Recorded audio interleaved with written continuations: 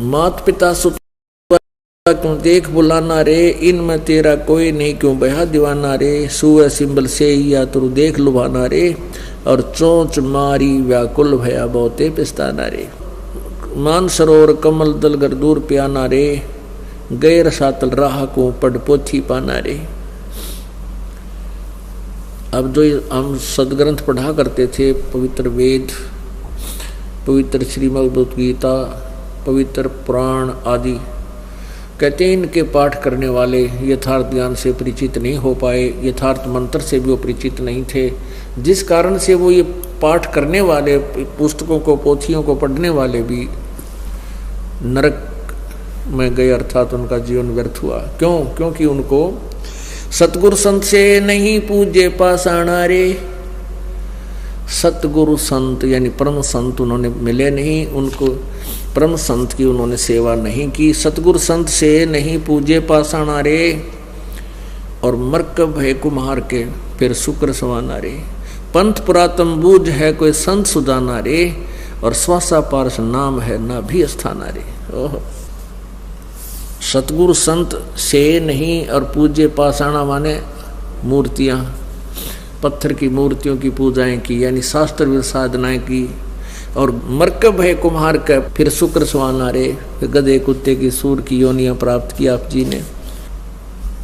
पंथ पुरातन बूझ है कोई संत सुदाना रे, कोई बहुत ही बुद्धिमान व्यक्ति उस मूल ज्ञान को सुनता है, उसके बारे में जानकारी प्राप्त करता है। पंथ पुरातन बूझ है, पुरातन माने वो आदि पंथ के बारे में कोई एकादा ही पूछता है। और स्वासा पारस नाम है ना भी स्थाना रे, हृदय में हरिपाई ये त्रिकुटी प्रवाना रे। गगन मंडल में गुमट है जहाँ धौजा निशाना रे। हाजिर नाजिर है धनी साहेब दिलदाना रे, पलकों चौरा कीजिए ता पर कुर्बाना रे। मन पौन स्वर से आगम है कह नृत्य बयाना रे, जैसे अलल आकाश को धर है धुन जाना रे। आसन बंद अडोल मन जो पद ही समाना रे। गरीब दासियों पाइए पीव पुरुष पुराना रे। गगन मंडल में गुमुट है जहां ध्वजा निशाना रे। गगन मंडल में एक आकाश में सतलोक के अंदर एक बहुत बड़ा गुमट है, गुमज इसको बोलते हैं, और उसके ऊपर एक ध्वजा, सफेद ध्वजा फहरा रहा है, झंडा फहरा रहा परमात्मा का। ऋग्वेद मंडल नंबर 9 सूक्त नंबर 96 96 के मंत्र नंबर 16 से लेकर 20 तक एक विशेष विवरण दिया है। वेद ज्ञान दाता ब्रह्म कहता है कि हे प्रभु आप अपने वास्तविक नाम का ज्ञान कराएं। अगले ही श्लोक में, अब अगले ही मंत्र में स्पष्ट किया है कि वो परमात्मा कबीर है, और वो कबीर वाणी के द्वारा लोकोक्तियों के माध्यम से अपने यथार्थ ज्ञान को एक संत या ऋषि रूप में प्रकट होकर के ऊंचे स्वर में आवाज लगा लगा कर बोलता है। चारों युग में संत पुकारे कूक कहा हम हेल रे। हीरे माणक मोती वर्ष है यो जग चुगता डेल रे। खुद भी मालिक अपनी अमरवाणी में बोलते हैं कि चारों युग में ये मेरे से परिचित संतों को, जिनको मैंने ज्ञान दिया, उन्होंने भी आवाज लगाई, और मैंने भी रुक के मार मार के आवाज लगाई, वो ज्ञान दिया।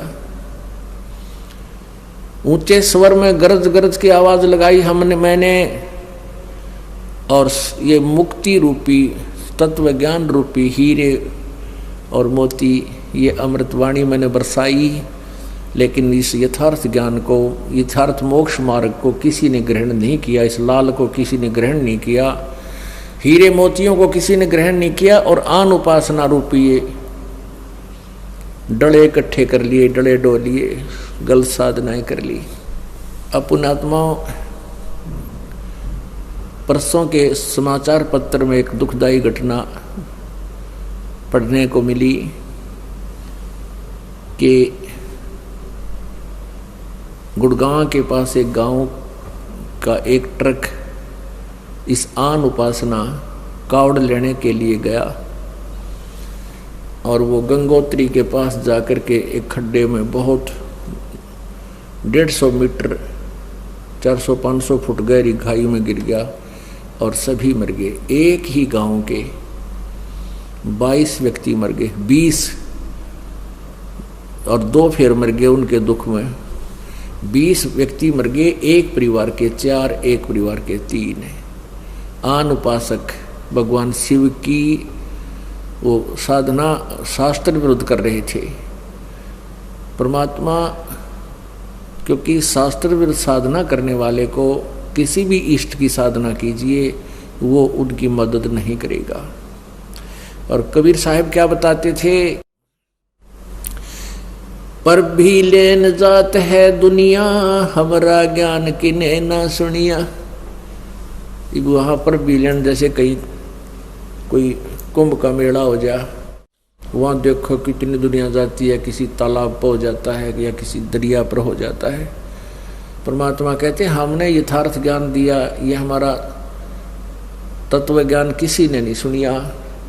पर भी लेन जात है दुनिया, वहाँ धक्के खान जाती है और हमारा ज्ञान किन्हें नहीं सुनिया। चारों युग में संत पुकारे कूक कहा हम हेल रे, ये हीरे माणिक मोती बरसे यो जग चुगता डेल रे। तो वही वेद बता रहे हैं। कबीर परमात्मा को धर्मदास जी ने ये शब्द कहे थे कि हे गुरुदेव, जो ज्ञान आपने दिया ये आज तक हमारे को किसी ने नहीं बताया। और जितने भी हमारे ब्राह्मण गुरु थे, ऋषि थे, महर्षि थे, वो कहते थे कि हम तुम्हें गीता और वेदों से ज्ञान देते हैं, लेकिन ये ज्ञान तो मालिक नहीं था उनके पास। तो इससे सिद्ध है कि वेद और ये कतेब, कुरान, पुराण ये सब झूठे हैं। तो परमेश्वर कबीर जी ने कहा कि ना, नहीं बेटा, वेद कतेब झूठे नहीं भाई, और झूठे हैं जो समझे नहीं। ये वेद और ये कतेब, ये किताबें, जितनी भी पुराण पुस्तकें हैं, धार्मिक ग्रंथ, इनको कतेब कहते हैं, जिसमें बाइबल, कुरान, पुराण, गीता, वेद, ये सारे आ गए, चारों वेद। कहते हैं झूठे नहीं है, झूठे वो लोग हैं जो इनको समझ नहीं सके, इनके अंदर ज्ञान झूठ नहीं है। और फिर परमात्मा ने बताया, ये क्लियर हो ही गया कि कबीर जी ने 600 वर्ष पहले बताया था कि ब्रह्मा विष्णु महेश ये नासवान है, इनकी जन्म मृत्यु होती है। और हमें वेदों और गीता का सहारा लेकर ये बताया जाता था कि वेदों और गीता जी और पुराणों में इन्हीं भगवानों की पूजा के करने के लिए कहा। ये मृत्युंजय हैं, कालज्य है, अजर अमर है, इनके कोई माता पिता नहीं है। ये ज्ञान हमें सुनाया गया था जो झूठा ज्ञान था, लोक वेद था, वो दंत कथा थी। तो परमात्मा कहते वेद मेरा भेद है और मैं ना वेदन के माही, और जौन वेद से मैं मिलूं ये वेद जानते नहीं। वेद जो हैं ये मेरी ही जानकारी दे रहे हैं, चारों वेद, ऋग्वेद, यजुर्वेद और सामवेद और अथर्ववेद। कहते ये चारों वेद मेरे ही बारे में जानकारी दे रहे हैं, लेकिन मुझे पाने की विधि इन चारों वेदों में नहीं है।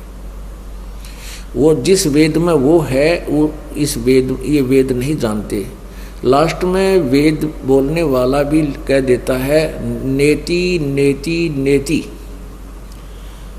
कि जितना ज्ञान हमने दिया इन वेदों में न इति, इसका इतना ही अंत नहीं है, ये इतना ही नहीं है, ये अंत नहीं, इति माने समाप्त नहीं है, न इति। तो नेति नेति कह के कहते वो ज्ञान हम लाए हैं, कबीर जी कहते हैं, जो वेद नेति कह हारा, चारों वेद भी तुम्हारे नेति कह करके हार गए कि हम नहीं जानते।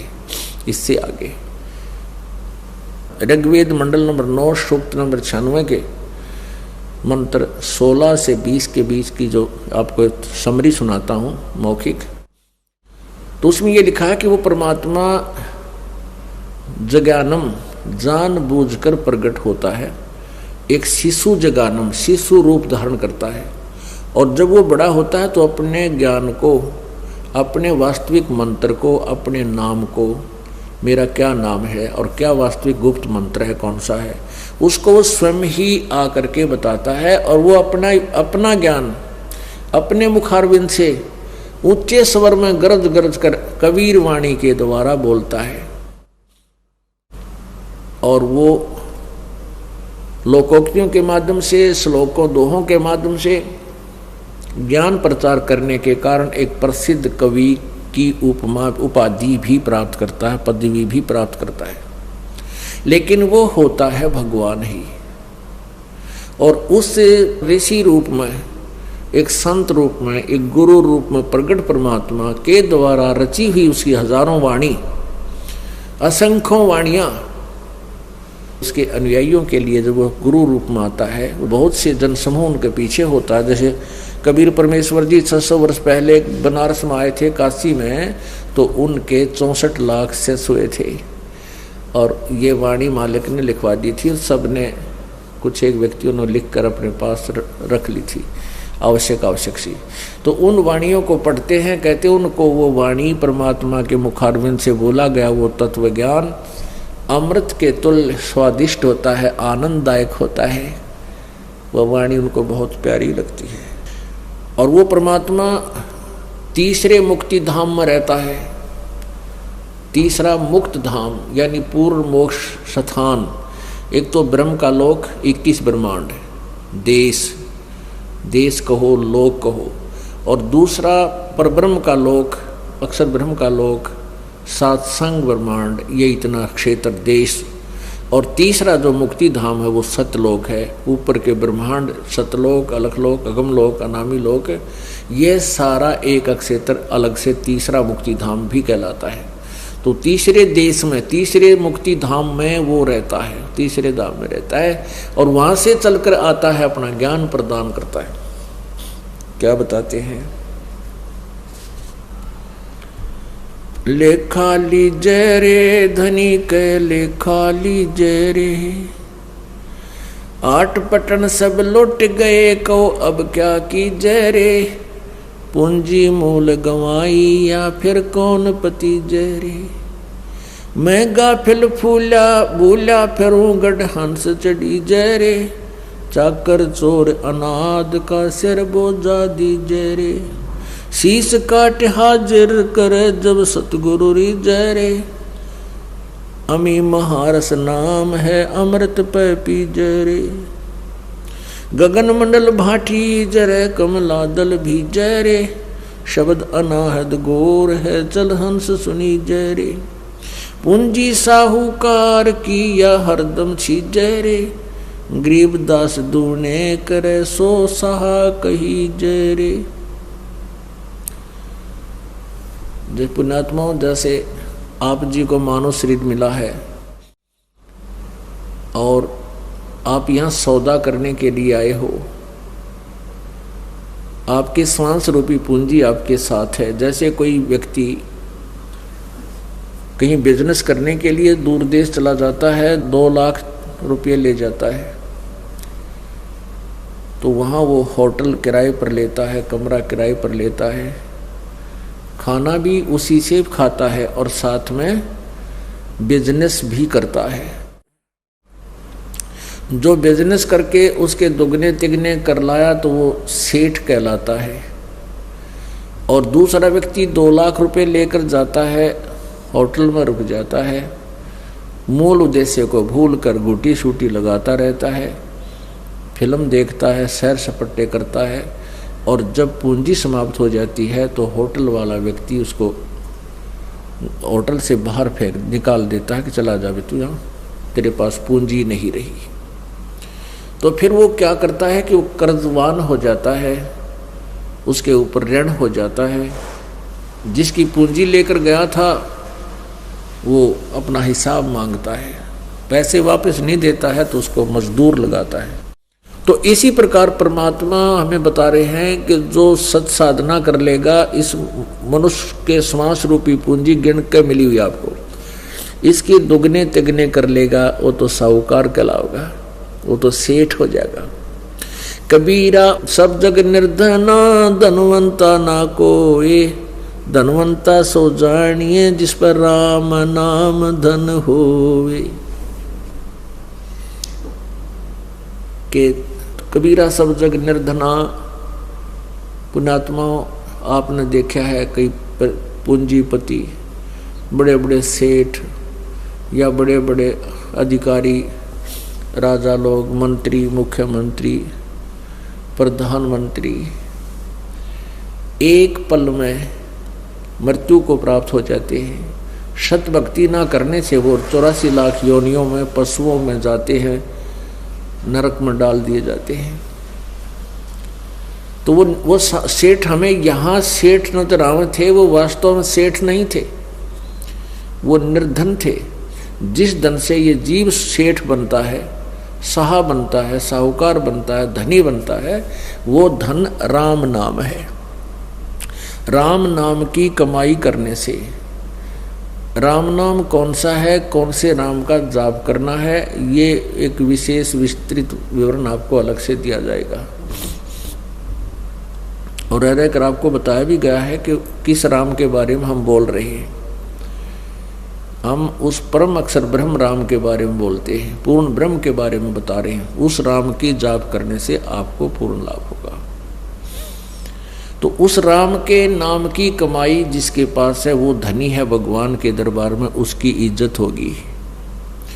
और जो सत भक्ति नहीं कर रहा, यहाँ से कितना ही बड़ा सेठ है, कितनी बड़ी वो मंत्री है, चाहे मुख्यमंत्री है, चाहे प्रधानमंत्री है, चाहे राष्ट्रपति है, या कोई अधिकारी है किसी प्रकार का, या कोई रंक है, गरीब है, जो भक्ति नहीं करते वो ऑटोमेटिकली निर्धन है। परमात्मा की दृष्टि में, परमात्मा के दरबार में उनका अकाउंट नहीं पाएगा। और आप जी चाहे कोई रिक्शा चालक है, चाहे गरीब है, अमीर है, सेठ है, राजा है, बड़ा पोस्ट वाला अधिकारी है, चाहे गरीब इंसान है, और जिसके पास ये राम का नाम है, सत भक्ति कर रहे हैं, तो वो धन आपके साथ जाएगा। और वो धन ही असली धन है। पूंजी साहूकार की या हरदम छिजरे, या साहूकार यानी परमपिता ने दी हुई, आपकी परमेश्वर की दी हुई सांस की पूंजी श्वास के द्वारा खत्म हो रही है, डेली नष्ट हो रही है। गरीब दास दूने करे सो साहा कही जरे, यानी इसके डबल करेगा, यानी लाभ लेगा, इससे भक्ति करे, दान करे, सत्संग सुने, 500 यज्ञ का लाभ उठावे, मंत्र करे, सावधानी से रहे, विकारों से दूर रहे, तो वो कहते हैं दूने कर लेगा, तो वो परमात्मा के दरबार में साहूकार होगा।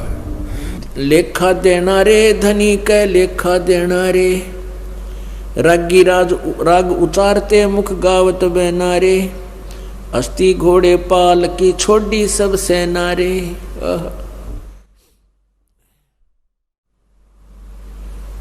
पीछे आपने समाचार पत्रों में पढ़ा था एक दिन कि जो विशेष खबर से आती है, भक्त दास बच्चे मुझे बताते हैं कि आज ऐसी घटना घट गई। एक विशेषकर ऐसी घटनाओं को दास विशेष महत्व देता है, पढ़ता देखता है, और फिर याद आती है परमात्मा, यदि हम आपकी शरण में ना होते या दुर्गति हमारी भी होती। समाचार पत्र में आया था कि एक पोलैंड देश का पूरा कैबिनेट, यानी प्रधानमंत्री और मंत्री और उसके सारे सपसलार जो उसमें बैठे थे, सारे नष्ट हो गए। एक ही जहाज में थे, किसी का शोक व्यक्त करने जा रहे थे, और आप भी विनाश को प्राप्त हो गए। उनकी कितनी आशाएं थी, क्या क्या उम्मीदें लगाए बैठे थे, ये करेंगे वो करेंगे, और जो ये करना था वो काम वो उनके याद भी ना आया। तो काल भगवान ने इस जीव को धोखे में रखा हुआ है, इसको इतना चौधरी पका दे है कि बस तू ही है, सब कुछ तू ही करेगा, यूं कर दूंगा, देश का उद्धार कर दूंगा, फलाना कर दूंगा। देश का उद्धार जब होगा जब तू अपना उद्धार की सोचेगा। अपने उद्धार की कहाँ से सोच होगी? सत्संग में आएगा। सत्संग में आने से नेक नीति अंदर उत्पन्न होएगी, दया बनेगी, भगवान से डर बनेगा, फिर वही व्यक्ति अपने देश और क्षेत्र का उद्धार कर सकता है, अन्यथा केवल कहन मात्र सीमित रह जाता है। जो राजा लोग भगवान से डरने वाले होते थे वो कभी अन्याय नहीं करते थे, अपने और पराये में वो अंतर नहीं समझते थे। उनके राज्य में कहते हैं इतना शांति होती थी कि गाय और शेर, बकरी और शेर एक ही स्थान पर जलपान कर लिया करते थे। अर्थात शेर बकरियों को नहीं खाता था, फल आहार करता था। अपने आत्मा ये बातें सत्य हैं बिल्कुल। तो ऐसे उद्धार भी वही व्यक्ति कर सकता है क्षेत्र का जो स्वयं उद्धार हो। जो स्वयं उद्धार नहीं है फिर तो ये अपना कर्म ही भोग रहे हैं। जैसे परमात्मा कहते हैं, जैसे हम कोई कार्य करते हैं, जैसे पहले क्या था, हाथ से आटा पीसा करती थी माई बहनें, और हाथ से ही पशुओं के चारा काटा करते थे। एक मशीन लगी थी जो हाथ से घुमाकर काटते थे, फरसे लगे होते थे। तो अब हमने पावर का कनेक्शन मिल गया, बिजली का, और बिजली से फिर वो कार्य कितना आसान हो गया। जो कार्य पावर कर सकती है, जितनी शीघ्र कर सकती है, वो मैनुअली नहीं कर सकता, नहीं हो सकता इतना। तो ऐसे ही जब हम परमात्मा की शक्ति से कनेक्टेड हो जाएंगे, हमने भगवान की पावर का कनेक्शन मिल जाएगा, ईश्वरीय शक्ति का हमें कनेक्शन मिल जाएगा, फिर हमारे कार्य बहुत आसानी से होंगे, गढ़े गढ़े होंगे। तो क्या बताते हैं कि अगम निगम को खोज ले और बुद्धि विवेक विचार, उदय अस्त का राज मिले तो बिन नाम बिगार। अब इसका एक उदाहरण देते हैं आपको। बेगार किसे कहते हैं? पहले हम सुनते थे, विशेषकर ये 3 व्हीलर से हुआ करते बड़े बड़े, तो वहाँ हमारे गांव से में सड़क बनी ही थी, वहाँ से वो 3 व्हीलर जाते थे, रोहतक या लाखन माजरे तक आते थे। तो उनमें से एक व्यक्ति 3 व्हीलर वाला ना दिख आया उस दिन। तो नेक्स्ट डे उससे दूसरे साथी पूछ रहे थे, भी कल क्या बात होगी, तू आया कौन नहीं? तो वो कहने लगा, कल मैं बेगार में फंस गया। बेगार क्या होती थी कि पहले पुलिस वालों के पास ये जीप जाप ना हुआ करती, ये इन्होंने किसी का व्हीकल पकड़ा, 2 डंडे मारे और सारा दिन घुमाए जाते, उसी से तेल डलवाते, उसका डीजल भी वो खुद डालता था, पेट्रोल के होते थे पहले। तो वो कह रहा था, भाई 200 रुपये का तो पेट्रोल फूक दिया अपने घर पे, अपनी जेब से 200 रुपये का पेट्रोल लगा। उस समय आज तो मेरे ख्याल 20,000 का हो, वो 200 रुपये का जो उस समय खर्च हुआ, 200 रुपये का पेट्रोल लग गया। और सारा दिन इधर उधर, सुबह ले गए पकड़ कर मुझे 4 बजे और शाम को रात के 12 बजे छोड़ा जाके, यानी दौड़ धूपता देश तक गणी, चौनी घर में आई को ना, घर से ही वो पूंजी और बर्बाद करी, तेल घर अपने जेब से लगाया। उसको बेगार कहा करते थे। तो वो क्या करते थे 3 व्हीलर वाले, फिर अपना बांट लिया करते जी, एक आदमी का तो घनी बेगार पड़ जाएगी, वो बांट लेते थे। भी एक दिन उसको कभी जरूरत पड़ा तो वो चला जाएगा, फिर जरूरत पड़ेगी तो तीसरा, यानी ऐसे कोई आपत्ति आती है तो अपना ये विकल्प निकाल लेता है पब्लिक, क्या करे। तो ऐसे उसको बेगार कहते हैं कि दौड़ धूपता देश तक नहीं, सारा दिन उसका पंजा टेक्या नहीं, टायर बाजता हंडेगा, कभी इधर चल कभी उधर चल, वो सब जगह घुमा लाए हैं, और चवन्नी का लाभ नहीं और बल्कि हानि होगी 200 रुपये की। इसको बेगार कहते हैं।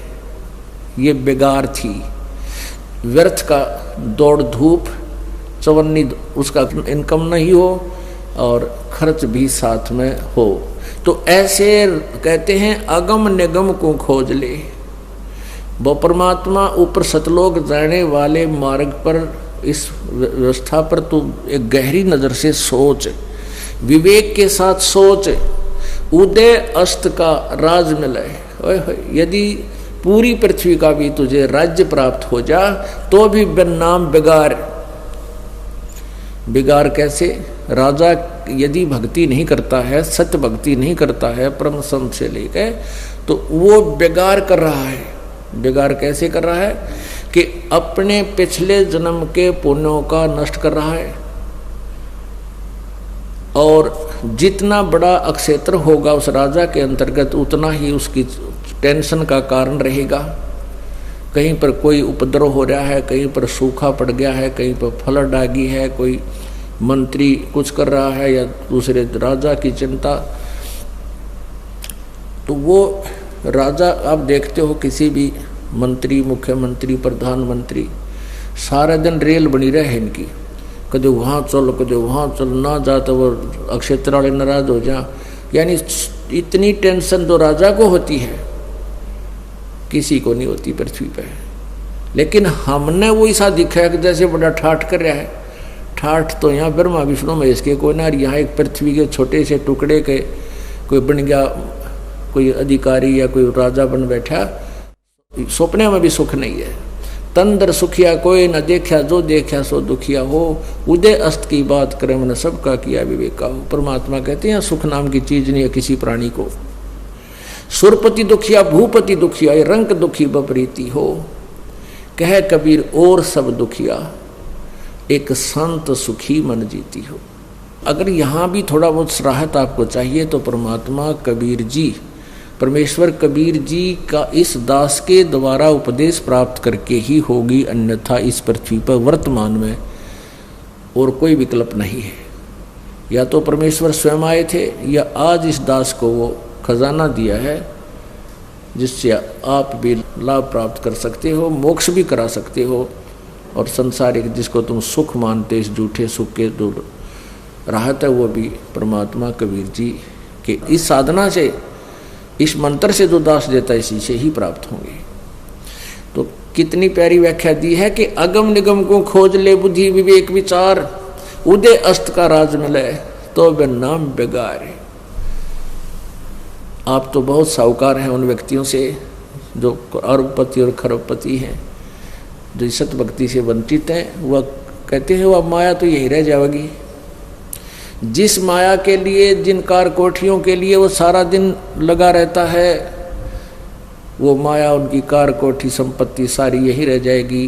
केवल वो खाकी जाएगा नौका नो खाली, वो खाकी जाएगा खोखा जो अपने पुण्य बर्बाद कर गया, नालायक, भक्ति करी नहीं। और फिर आगे क्या होगा उसके साथ? लेखा देना रे धनी कह लेखा देना रे, रागी राग उचारते गावत मुख बहना रे, हस्ती घोड़े पाल की छाड़ी सब सेना रे। वो राजा जब दौड़ धूप करता था, 1 मिनट में मृत्यु होगी, ने बोला सारी, कहते हैं कि सब सेना को छोड़कर चला गया। रोकड़ी धरी ढकी रही सब जेवर गहना रे, और फूक दिया मैदान में कुछ लेन न देना रे। रोकड़ी माने जो भी तेरे पास नगद सौदा था, धन था, वो सब वहीं रह गया। और फूक दिया मैदान में कुछ लेन न देना रे, और कुछ लेन दे कुछ नहीं हाथ लगा तेरे। मुग्दर मारे शीश में जमकिंग कर देना रे, उतर चलाता गिर हो जो मर्दक सेना रे। भाई फुल्ला सो कमलात है जो चना सो डेना रे, चित्रगुप्त लेखा लिया जहाँ कागज पहना रे। अब क्या बताते हैं कि देखो मृत्यु तो तुम्हारी सबकी ही होगी, लेकिन जो सत भक्ति करते हैं वो फिर मृत्यु कभी नहीं होगी। वो ऐसे स्थान पर चले जाएंगे जहाँ जाने के बाद फिर लौटकर संसार में कभी नहीं आते। तो मृत्यु के अंदर बहुत अंतर है। कबीर साहब कहते हैं आए हैं सो जाएंगे ये राजा रंग फकीर, एक तो सिंहासन चढ़ कर जाएगा बंदे जा जंजीर। जाने और मृत्यु में बहुत अंतर होगा। एक तो अपराधी की तरह बांध कर ले जाया जाएगा यमदूतों के द्वारा, और जो सत भक्ति करते हैं परमात्मा की, आजीवन मर्यादा में रहते हैं, तो उनको आदर के साथ सिंहासन पर जहाज में बैठा कर ले जाया जाएगा। फिर क्या बताते हैं, मरना तो है लेकिन आगे क्या होगा। चित्रगुप्त लेखा लिया जहाँ कागज फैना रे। वहाँ पर कहते हैं कि चित्रगुप्त, चित्र और गुप्त, ये वहाँ 2 धर्मराज के दूत हैं, देवदूत हैं, और ये वहाँ आपका अकाउंट धर्मराज के सामने पेश करते हैं, क्योंकि आपके अंदर एक साइलेंट फिल्म बनती है जिसको चित्रगुप्त कहते हैं। वो गुप्त साइलेंट फिल्म जो बनती है, एक फैक्स आपका ऊपर धर्मराज के दरबार में जाता है। तो वहाँ धर्मराज के दरबार में ये 2 क्लर्क हैं चित्रगुप्त नाम के, और 2 मिलकर ही आपके पूरे उस फिल्म को देखकर निर्णय उस धर्मराज के पास रखते हैं कि इसके इतने पुण्य हैं, इतने पाप हैं। उसके आधार से फिर धर्मराज आपको भविष्य निर्धारित करता है। तो यहाँ क्या बताते हैं कि मर तो गया कोई बात नहीं, लेकिन जहाँ चित्रगुप्त लेखा लिया, फिर कागज फैनारे, वहाँ तेरे कागज कंप्लीट ना होने से अड़ जाएंगे, अर्थात तेरी बिरान माटी होगी। और फिर क्या बताते हैं कि मान लीजिए कोई भक्त है और वहाँ पहुँच गया, भक्ति पूरी बनी नहीं, तो क्या उसके लिए क्या बताते हैं, चलिए आम दीवान में सतगुर से कहना रे, मुश्किल से आसान होवे जो बहुर मरे नारे। चलिए आम दीवान में, आम खास आम दीवान, दो प्रकार के पहले दरबार लगा करते थे। तो कहते हैं चलिए आम दीवान में, यानी परमात्मा के सच्चे दरबार में जाइए, तेरा वहाँ फिर भक्ति मार्ग बढ़ेगा, सच्ची भक्ति मिलेगी, फिर तेरा जन्म मृत्यु कभी नहीं होगा। बोया अपना सब लोने पकड़ो मन ऐनारे, चरण कमल के ध्यान से छूटे सब फैनारे। प्रानंदनी संग है जाके काम देना रे, गरीबदास फिर आवही जो अजर जरे नारे। अब क्या कहते हैं गरीबदास साहिब जी, कह रहे हैं कि जो अजर जरेंगे नहीं, यानी जिनको पूर्ण विश्वास नहीं होगा जो हम कह रहे हैं, वो व्यक्ति भक्ति करते, हमारी भक्ति करते हुए भी फिर भी आ सकते हैं, जन्म मृत्यु हो सकती है। किनको? गरीबदास फिर आवही जो अजर जरे नारे, जिनको दृढ़ विश्वास नहीं होगा, अजर यानी पक्का और सही, यानी कारण तेरा जरी नहीं आ बात, जरना में विश्वास होना। जिनको पूर्ण विश्वास नहीं हुआ हमारी बातों पर, वो भक्ति भी कर रहे हैं, वो भी वापस आएंगे, यानी सभी मर्यादा पूर्ण करते हुए पूर्ण लाभ प्राप्त किया जाता है। भजन कर राम दुआई रे, भजन कर राम दुआई रे, भजन कर राम दुआई रे, भजन कर राम दुआई रे। ओए होए, परमात्मा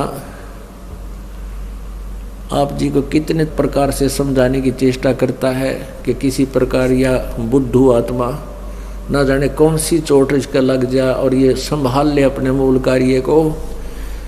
पुण्यात्माओं, हम इस काल के कुएं में पड़े हैं। जैसे कुएं में बाल्टी गिर जाती है तो बाल्टी निकालने के लिए क्या करता है निकालने वाला, एक हुक होते हैं, उसमें 20, 25, 21, 22, 15, 16 हुक होते हैं, हुक, और उनको एक कड़े में डाल दिया जाता है और वो अलग अलग से ऐसे ऐसे अलग अलग उनको उसमें जड़ा हुआ होता है, डाला होता है, और उसको रस्से से बांध कर कुएं में डालते हैं। वो एक कड़ा भी डाल सकता था, नहीं, ज्यादा कड़े इसलिए, ज्यादा हुक इसलिए डाले गए, ना जाने कौन से मुड़ जा। तो पुण्यात्माओं, आप हम यहाँ काल के कुएं में पड़े हैं और परमात्मा हमें निकालने के लिए अपनी शब्द रूपी डोरी से ये वचन रूपी हुक, ये शब्द रूपी हुक डाल रखे हैं, और ये ना जाने कौन सा उड़ जा, एक उड़ जा फिर बाहर ले आओगा, वो बाल्टी भी काम आ गई और ठीक ठाक निकला ही, उससे जल निकलेगा। तो ऐसे हम फंसे पड़े हैं। तो इस प्रकार परमात्मा ने ना जाने कितने प्रकार के वचन बोले हैं और ना जाने इस गुग्गू आत्मा के कौन सी लाग जा और ये अपना कल्याण करवा ले। क्या कहते हैं, भजन कर राम दुहाई रे, भजन कर राम दुहाई रे। तेरी दुर्गति हो जाएगी, कुत्ता बनेगा, खाज लगेगी, शर में कीड़े पड़ेंगे, कितना कुतिया बने, गधा बने, गधी बने, क्या दुर्गति होगी आपकी। इसलिए कहते हैं भजन कर राम दुहाई रे, भजन कर राम दुहाई रे। और जन्म अनमोली तुझे दिया नरदेही पाई रे, कितना अनमोल जन्म तुझे दे रखा है, मनुष्य शरीर तुझे प्राप्त है। मनुष्य जीवन केवल परमात्मा प्राप्ति के लिए है, बाकी तो संतानोत्पत्ति, इनके अंदर ममता मोह, अपने पेट के लिए भ्रमणा भटकना, ये आम प्राणी करता है, पशु भी करते हैं, पक्षी भी करते हैं।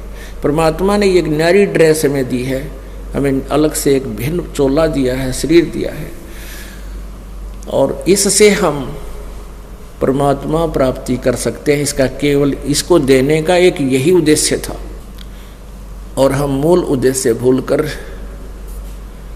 आम प्राणी जैसे कर्म ही करके अपना जीवन व्यर्थ कर रहे हैं। इसलिए भगवान हमें याद दिलाता है भजन करे राम दुआई रे, भजन करे राम दुआई रे, भजन करे राम दुहाई रे, भजन कर राम दुआई रे।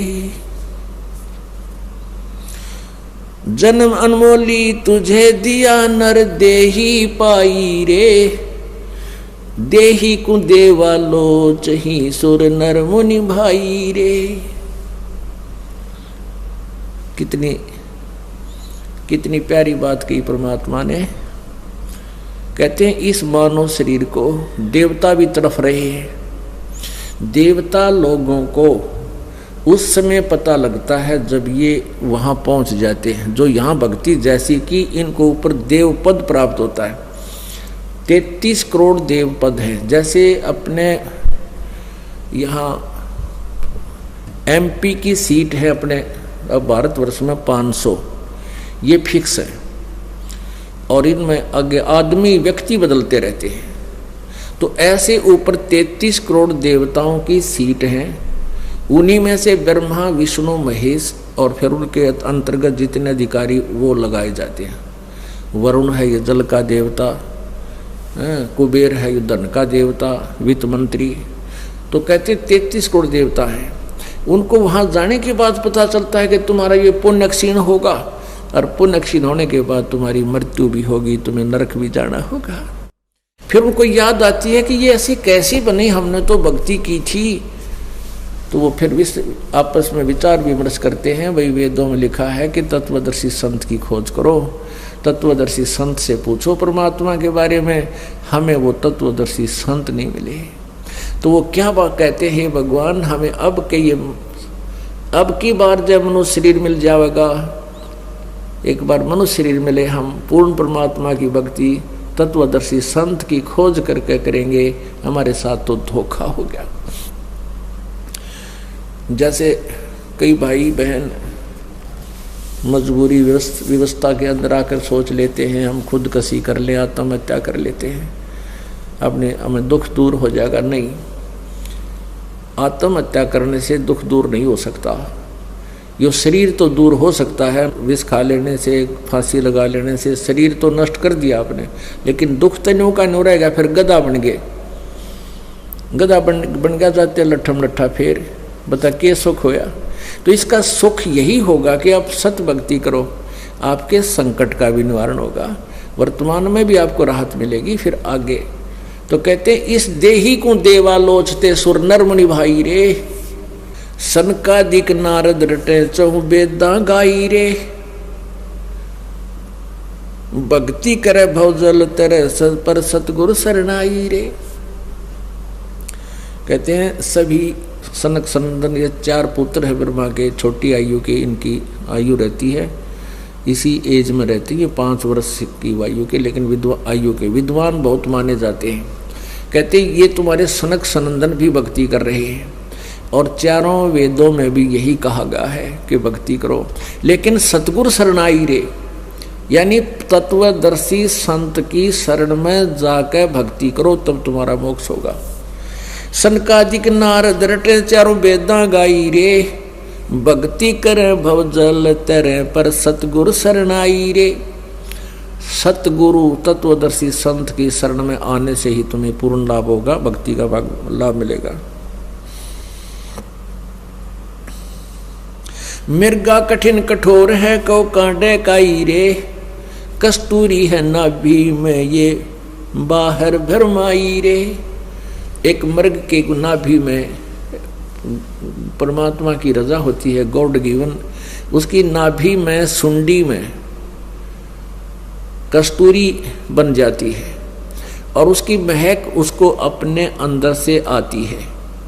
वो घास जब चरता है, श्वास छोड़ता है, श्वास घास से टकरा के जमीन से फिर उसके वापस उसी के श्वास वापस लेता है, तो वो उसकी महक में, उसकी सुगंध में इतना मतवाला हो जाता है, वो सोचता है कि यहाँ पर है वो कस्तूरी की महक, यहाँ पर महक है। वो जहाँ भी दौड़ता है, सांस छोड़ता है, फिर लेता है, वो महक उसको साथ आ रही है। वो जहाँ भी देखता है कि यहाँ से आ रही है तो यहाँ वो सुगंध है, वहाँ है वो सुगंध है, तो थक के गिर जाता है। थक के जब बैठ जाता है तो फिर वो श्वास लेता है तो वो महक उसको वहाँ भी आ रही है, क्योंकि वो उसके अंदर थी।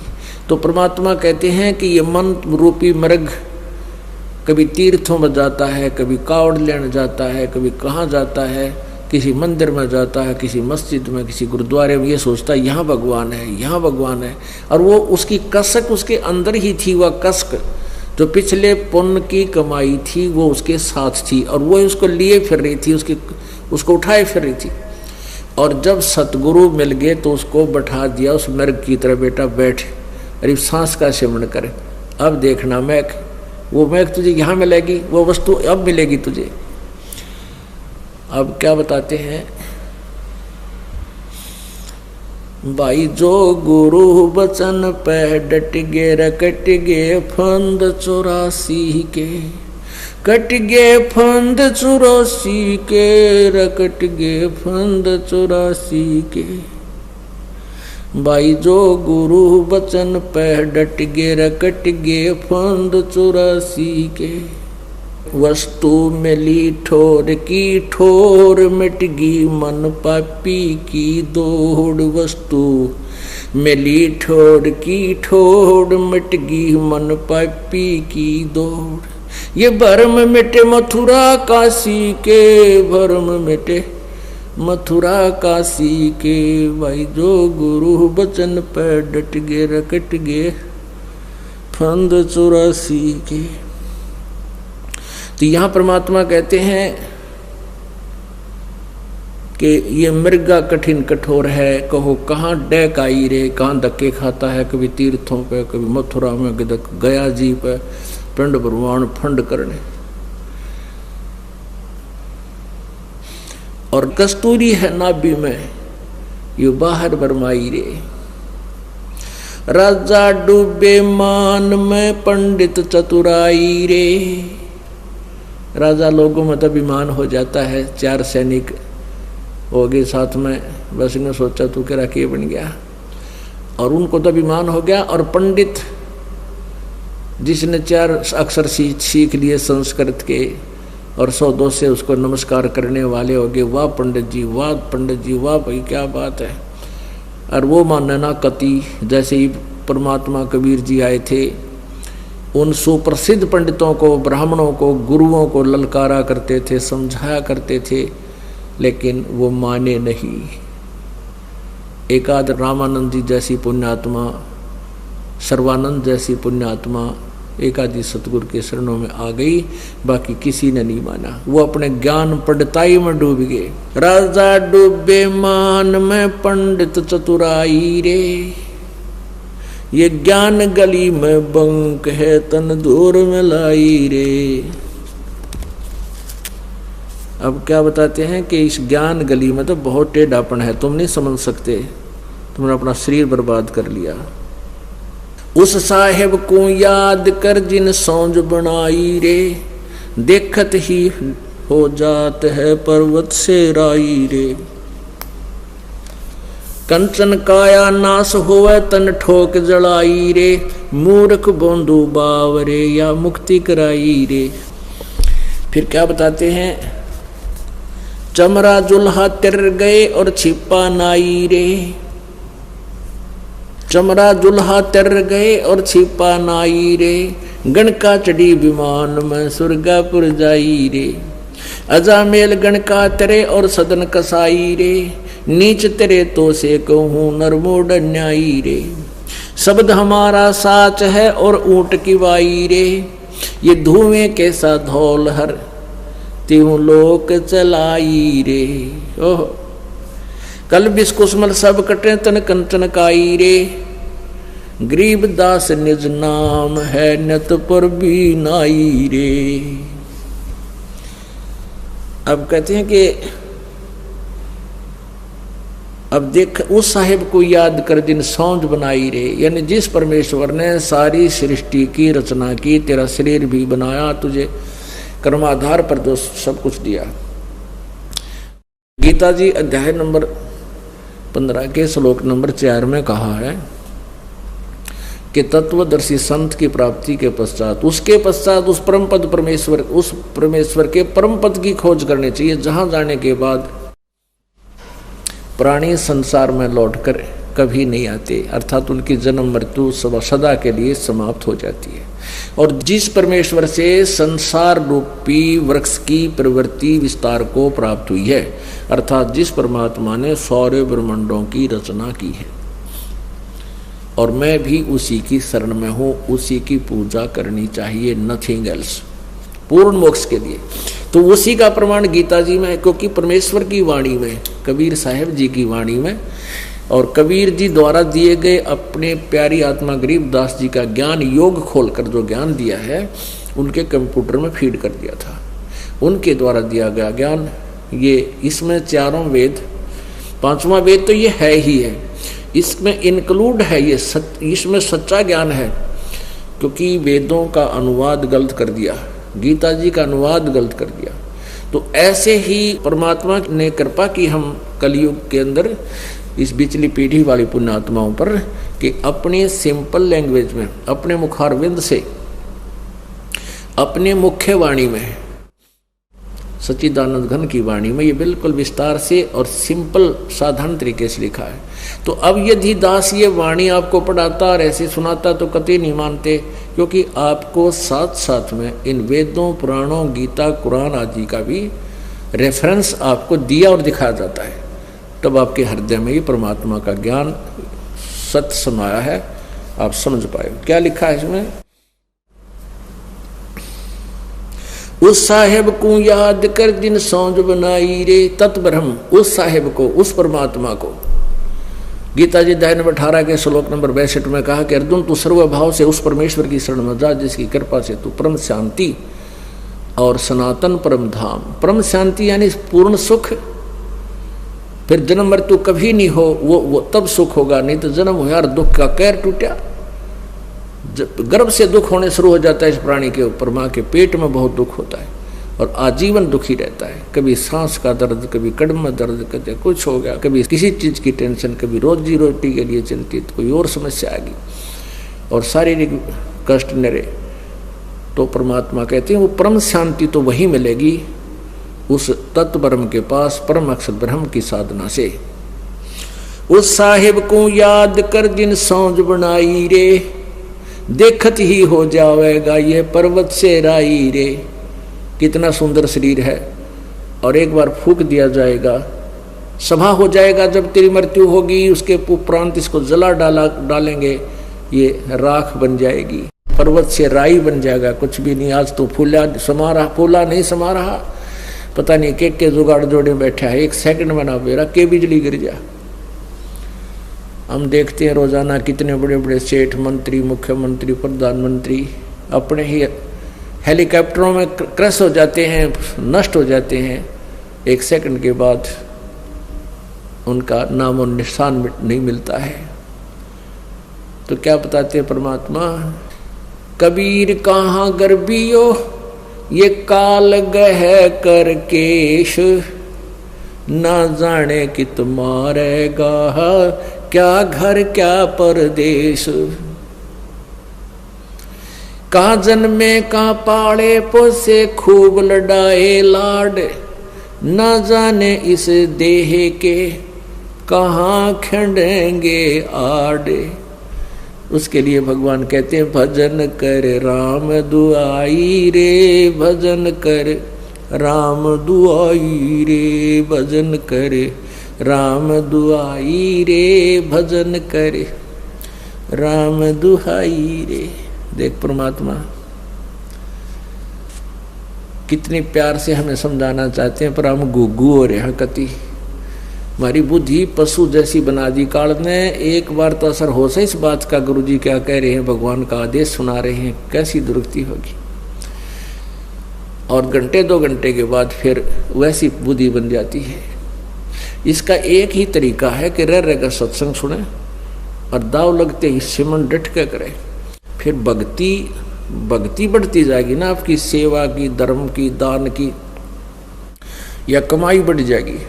फिर ये ज्ञान काफ़ी देर तक असर करने लग जाएगा। आपको नींद भी आनी बंद हो जाएगी, रात में मंत्र करने लग जाएगा। जब हाथ में माला ले लेंगे और शुरू कर दोगे भगवान की भक्ति, फिर भूल पड़ जाएगी, फिर शुरू कर देंगे। तो रह रह कर आने से, जैसे बहुत गहरा जल होता है, उस गहरे जल पर भी काई आ जाती है और उसका विकल्प है, जब उससे हमें लाभ लेना है तो उसको ऐसे काई को हाथ से हटा दे, वो दूर हो जाती है। हटाते रहेंगे तो निर्मल जल प्राप्त होता रहेगा, नहीं तो वो ऊपर आकर उसको फिर छा लेती है। तो ऐसे हमारे इस मन की वृत्ति है।